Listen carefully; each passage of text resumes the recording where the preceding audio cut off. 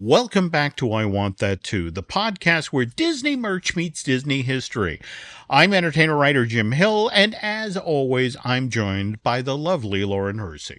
Hi, Jim. And as always, I am super pumped for today's episode. I mean, it's my favorite part of the week being here with you. But today it's really special because we are doing something that we haven't really done before, which is we're diving into the world of fashion and fandom with our special guest, Brandon, who is the CEO and founder of Cakeworthy. So welcome to the show, Brandon. Thank you so much for having me. I'm so excited. All right. Now, I got to tell you, Brandon, Lauren has been looking forward to this for so long. And so, Lauren, why don't you tell us how, or our listeners, how this came together, having our special guest today? Yeah, I mean, you say so long. I mean, it goes like way, way, way back to like D23, which I guess was just a couple months ago. August, but I feel like August of this year, but okay. Lifetimes since then.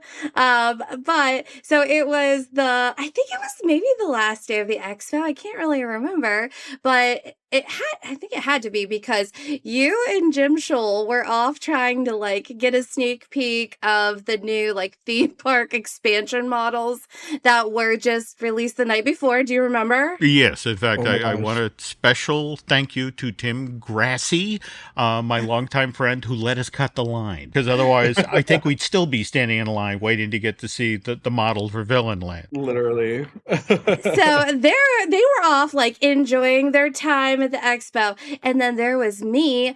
I was on a hunt for like really cool brands or like stories to share with our listeners. You know, gotta like work even when we're out there having fun. But that is when I stumbled upon this fantastic, vibrant, like it just like oozed like trendiness, this booth that had Cakeworthy's name on it.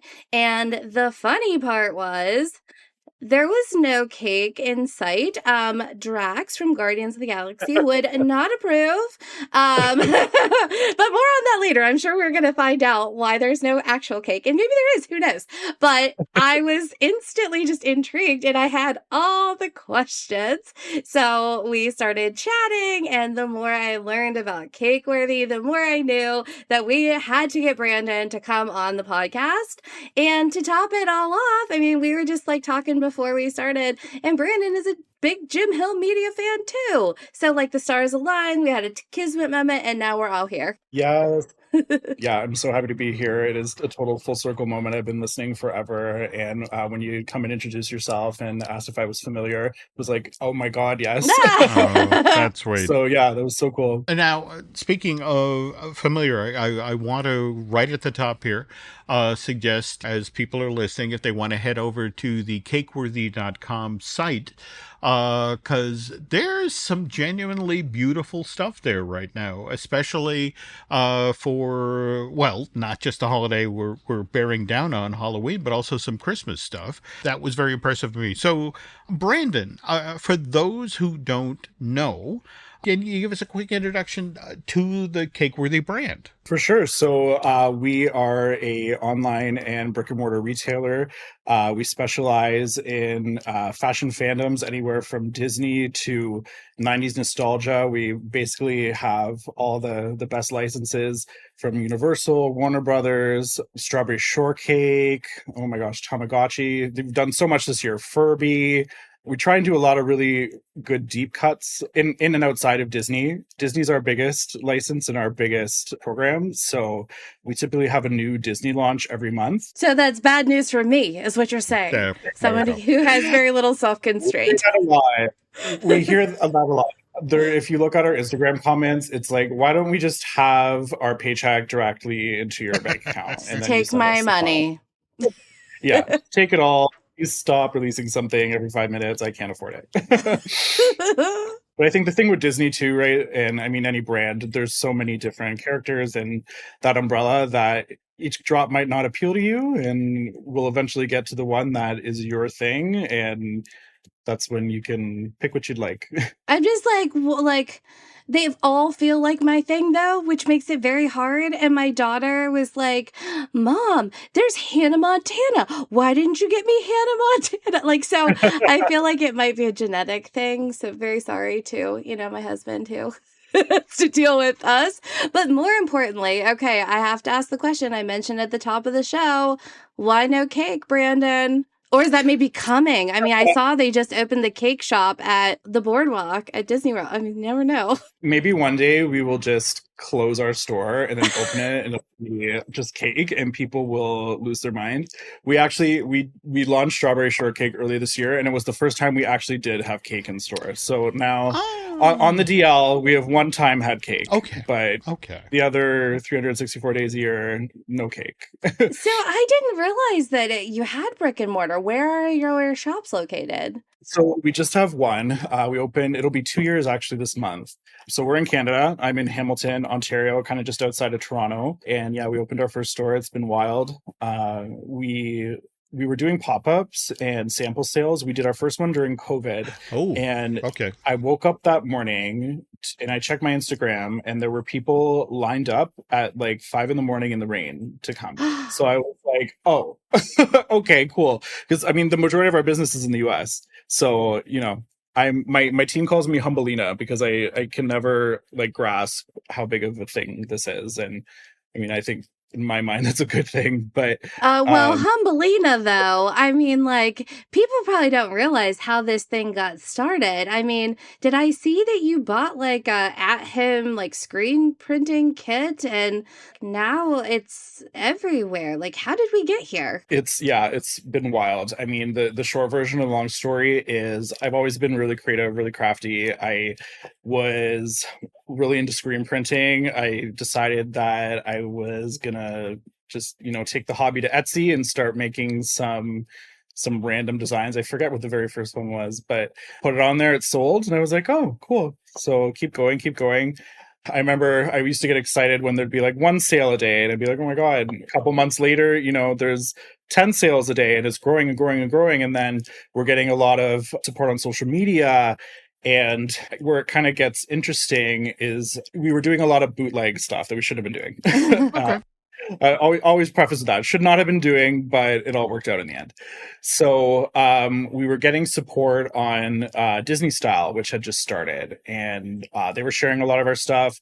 The park's costuming team had purchased some beanies to use in a stage show, kind of growing and growing to the point where I was making more money doing Cakworthy than I was teaching, which was my previous job. So I kind of had to decide whether or not I was going to pursue this or stay teaching. And I chose Cakworthy. And within that year, we had our license with Disney. And from there, that's really set us up for success to work with anybody. Once you can work with Disney, everything else is a slice of cake. And no pun intended, that seriously.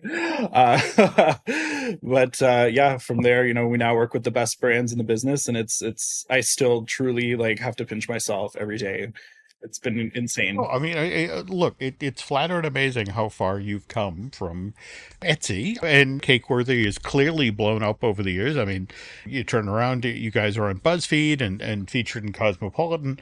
So what is it now, sort of looking back, what is it about Cakeworthy that you think has made it resonate with so many people? I think we really, we are a small team, and my team is absolutely the best. And I had mentioned before we started recording, I used to do all the design until about 2 years ago when I hired someone to support me on that. And she had started on the team in marketing, but she's, the same as me, pop culture obsessed, Disney obsessed. So we're on that wavelength of a fan where I think if you look at like maybe major retailers who are maybe designing for a license, they might get tasked to design something for Disney, but they don't really get it. They're not a fan. They don't know the nuances. They don't know the deep cuts.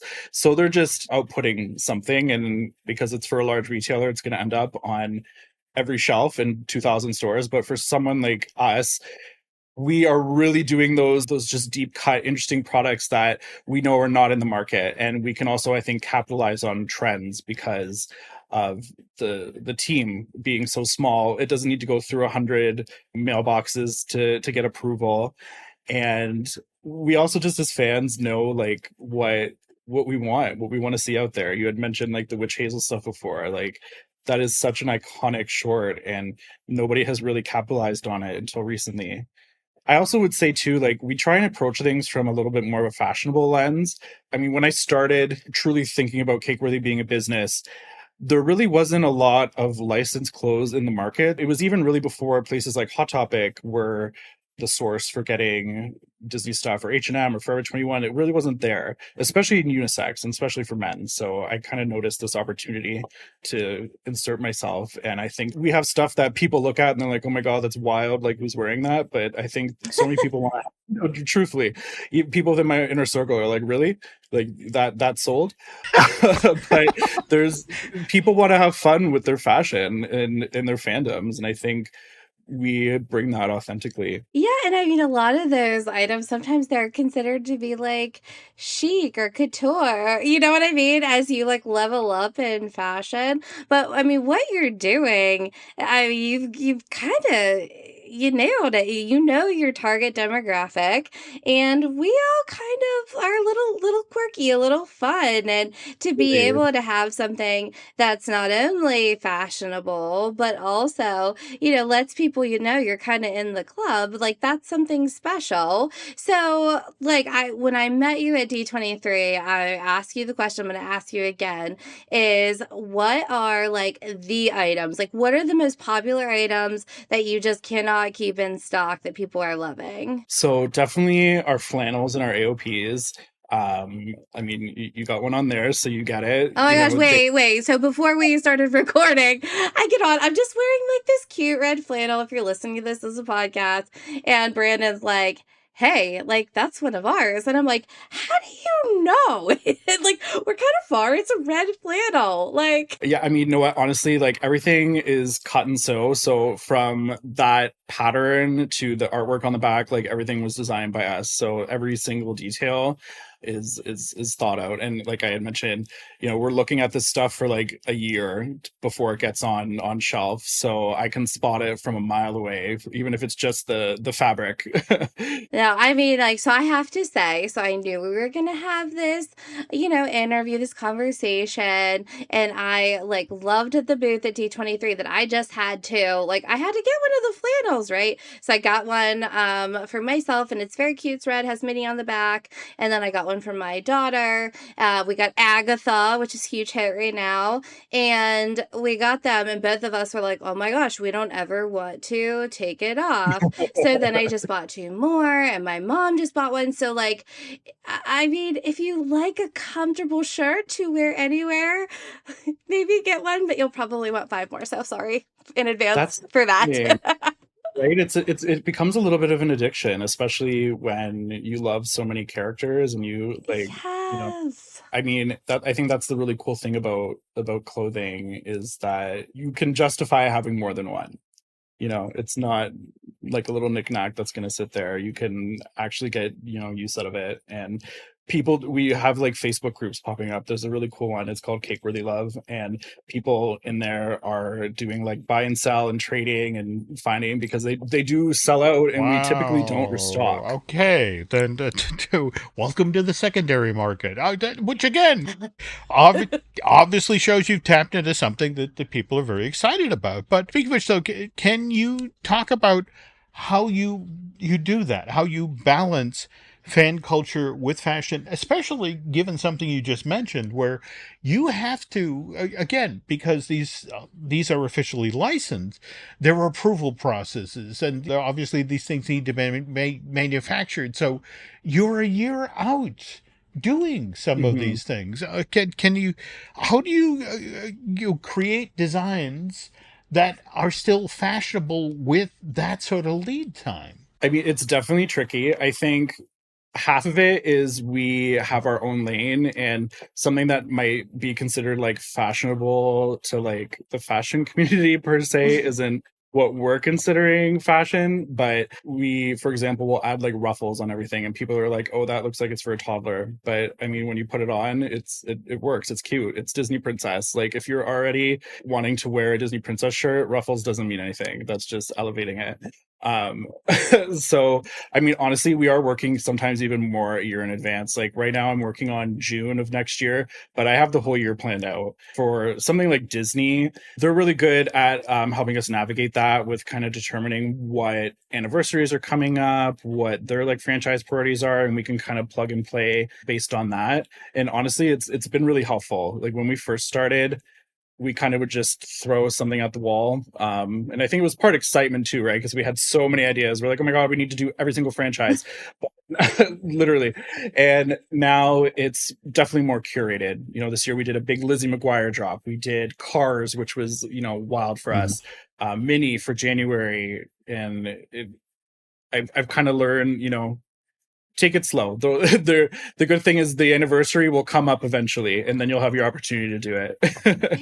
So I have to ask about the D23, since you were planning a year in advance, and you had those like Fantasia shirts and Mickey, like you had some exclusive things. Like how did you decide what you were gonna take to D23? Well, especially given that's like the Disney fan of Disney fans. I mean, Right. It was, yeah. I mean, I'll be honest, it was a little bit last minute. I'm gonna shout out my team member Tamia right now, who helped bring that to life. When you talk about things happening for a reason, she came to the team as my executive assistant, and she had years of experience putting together trade shows. oh, So at the same time, I had approached Disney and said, "Hey, can we like do something for D23?" And they're like, "Yeah, obviously." So they put us in contact with the people running that, and I think we had maybe 9 months to put that all together. Oh Yeah, wow.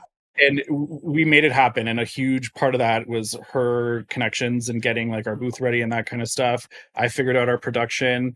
So I mean, you had asked how I chose. I think I looked at it interestingly as an intro to Cakeworthy for a lot of customers. But then again, the Humbleina and me, we get there and people are like, "Oh my God, like we know who you are. What are you talking about?" And like, I mean, that's why the exclusives were all Mickey, because there's like, everybody loves Mickey. No Disney fan can walk by Mickey and be like, eh. I feel like I saw one of your shirts in Mickey's of Glendale.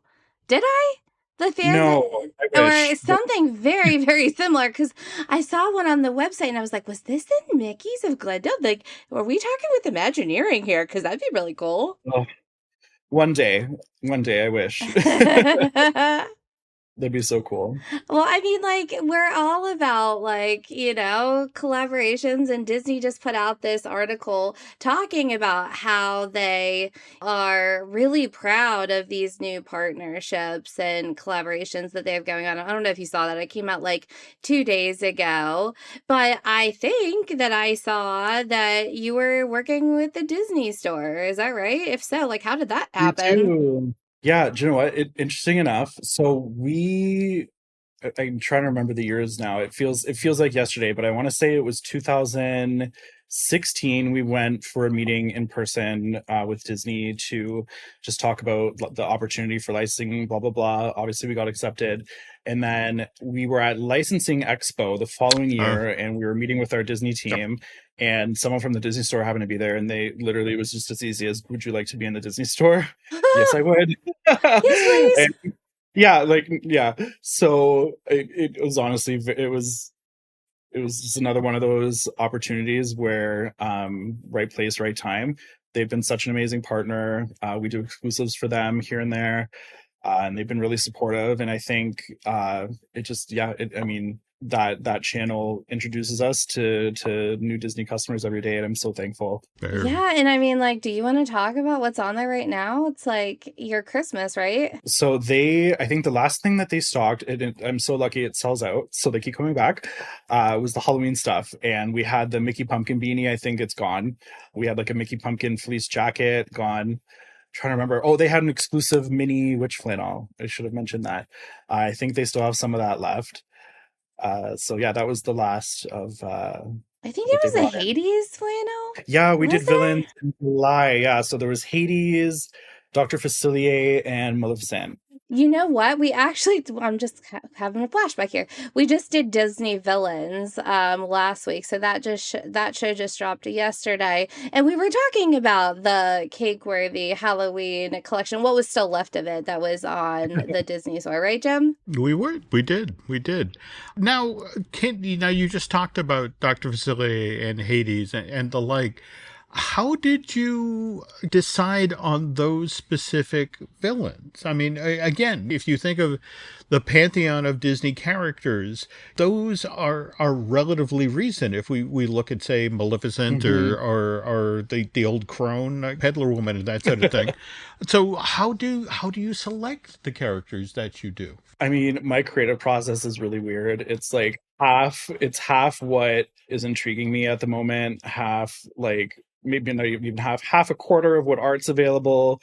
Maybe the other quarter is what art inspires me.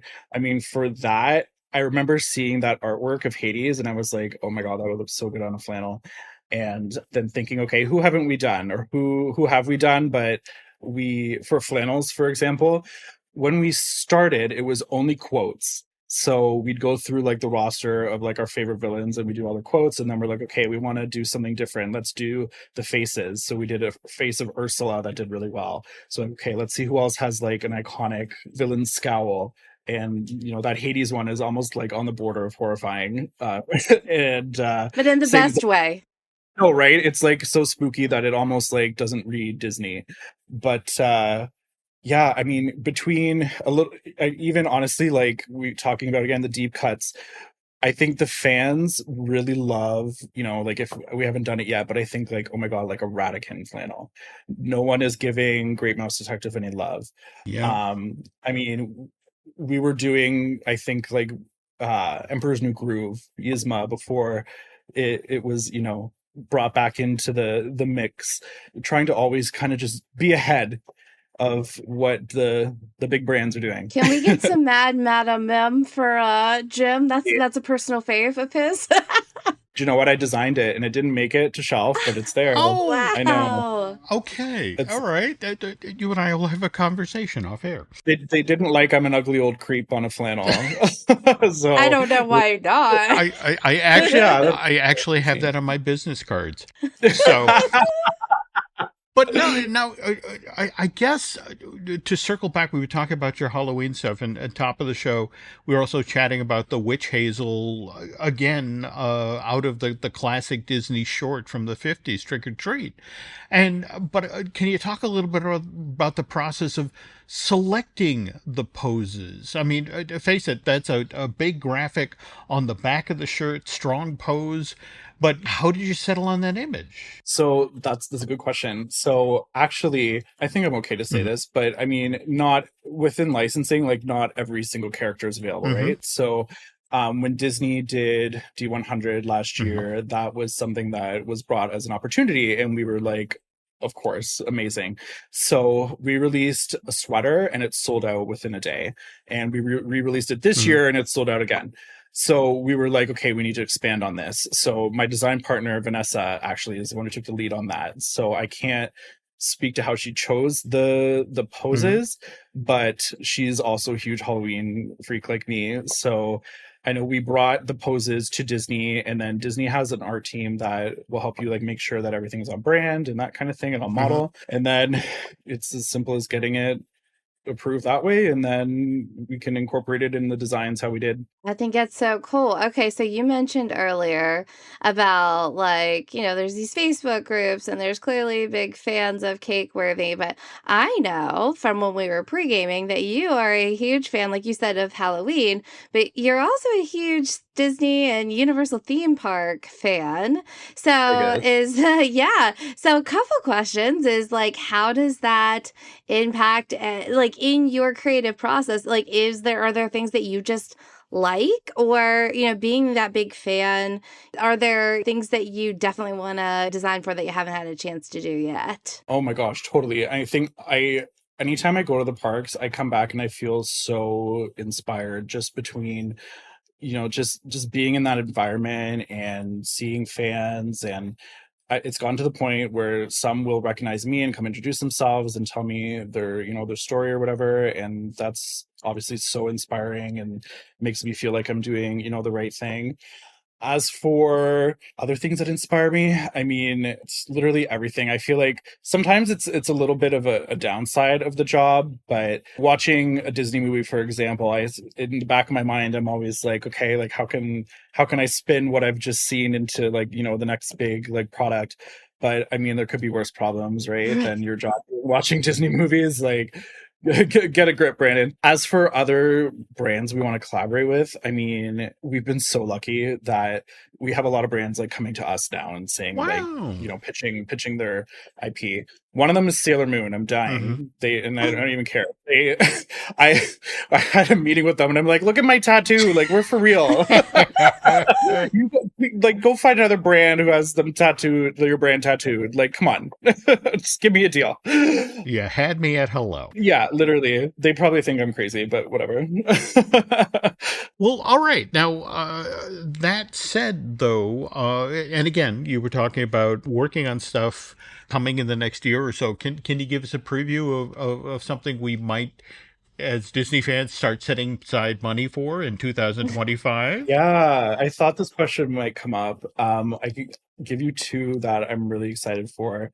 One is Cinderella's anniversary next year. I believe it's 70 years. Okay. So we have a big collection coming for that. And another one that I'm really, really excited for is Goofy Movie. I want to say it's 30 years. That sounds but about right. yeah, so excited for that.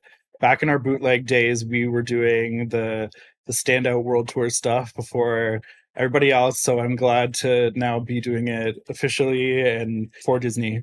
So I was so excited for that. So, but just to circle back to example, Cinderella for the 70th anniversary, and now that you're an official licensee of Disney, the notion of you kind of have the wide open frontier there, don't you? Can you do stuff, for example, from early concept art like the Mary Blair, or do you have to stick with the stuff from the actual film, or for that matter, I mean, you of all people know how Disney marketed these movies over the years, changed from decade to decade to decade. So, how do you sort of dial in on what you're going to do for Cinderella? Honestly, that one was really hard because it's such a big movie, and there is, like you had mentioned there's so many different avenues we could have gone.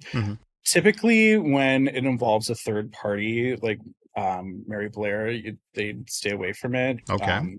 I guess there could be potential, but I guess I shouldn't say stay away from it, but it becomes a bigger conversation than just using Cinderella as is. Got to be secondary issues for clearance rights and that sort of thing. So understood. Okay. I mean, personally, like for this collection, I love like vintage poster art. I love anything that is just retro looking, that looks like it could have been made when the movie came out. So that was a major like focal point. We played with a lot of vintage poster prints and deconstructing them and that kind of thing. So that's the direction we went. And then we have our must-haves like our flannels and our AOPs within the print or within the collection, but there's some new stuff in there too, and I can't wait. It turned out really cute. I can just envision the flannel now. It's going to be great, I'm sure. And I mean, it just sounds like you have so many exciting things happening.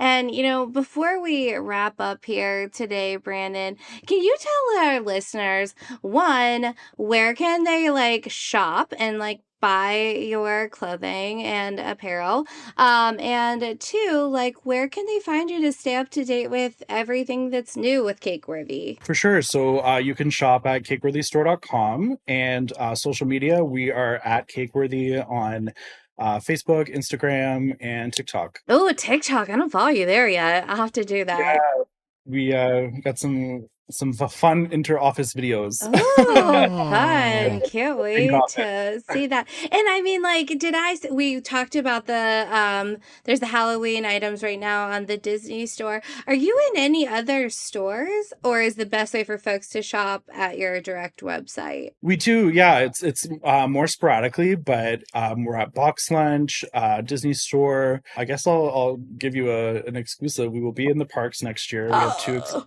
collections coming with the parks starting as early as January, I believe. Holy cow. So they will have exclusive merch. We do a lot of special programs that are super like we are in the Academy Museum for an ET program. Like it's kind of like hide and seek finding our product. But yeah, the main spot is our website, cakeworthystore.com. by the way, I would love an ET flannel. We're big ET fans. Like my son is actually being Me ET for too. Halloween. He's 7, so that was like a makeshift costume. But if I could get like a nice trendy ET flannel to match, We that'd have be one. what? Let me tell you, it was like literally one of the highlights of my career. So, in a perfect example of if you don't ask, you will not receive. Long story short, I emailed Universal and I said, "Hey, can we shut down the ET ride at night to go do our lifestyle photography?" And they were like, "Sure." So, It's very universal. right? I was like, okay, are you sure? And then, yeah, so we went to the park at night and they let us have the inside of the queue for a good 2 hours. And we shot all of our lifestyle photos for the collection, got to be there.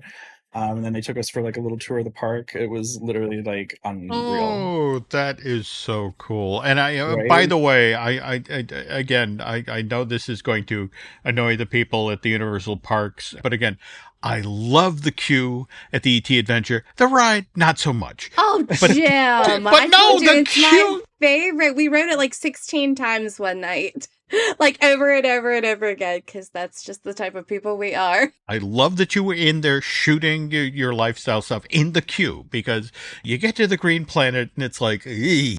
I think I'm the only person on the planet that loves the Green Planet, to be I love honest. it too. It's my Oh, favorite. it Like makes me so having happy. that moment and having the product in the store after, I was like, what else could happen in my life that could be as cool as this? Nothing. If you're an That is ET cool. fan like us. No, like I'm obsessed. Yeah, so that was like highlight of my career. I'll have to show you the ET hat that we got my little guy Miles. We actually got it on the Universal store. And it is really, I mean, it is really, really, really well done for the 5 people that want to buy, continue to buy ET merch. I mean, I'm sure there's a community out there. I was just kidding. It actually did very well, But that surprisingly, said, that the fact that you got to do that for the Academy Museum, I mean, that's a big deal. right? When you think of the movers and shakers that come through there. Holy cow. Well, Brandon, thank you so much for coming on the show today and sharing all of this info about Cakeworthy, which, again, I think I should probably also just start sending the paycheck straight to you because it sounds like I'm going to be buying a lot of stuff Oh, very soon. Jim, it'll So, change your life. Hate okay. that. I have loved this. This has been so fun. Well, listen, thank you everyone for tuning in today.